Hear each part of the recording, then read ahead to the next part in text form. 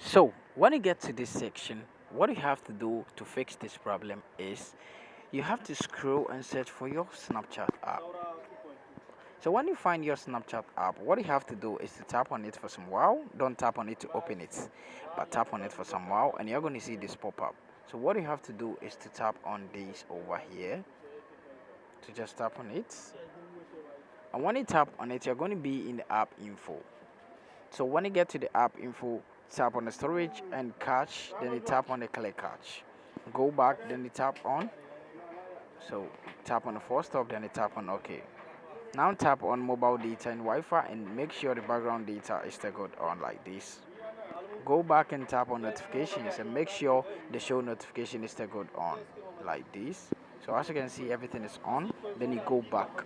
Now tap on permissions and make sure every permission is allowed over here. Then you go back.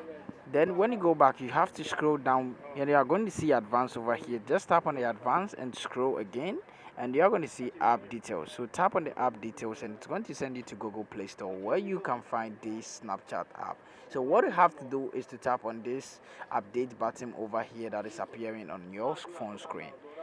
When you can find update and you can see open, just leave it like that. And what you have to do is to tap on your power button for some while to update.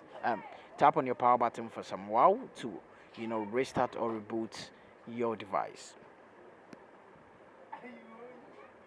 So now, as you can see, this is going to pop up. When it pop ups like this, what you have to do is to tap on restart.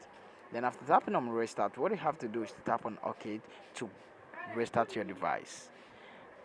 And when you do this, the problem is going to be fixed. Thank you very much for watching this video. See you in my next video.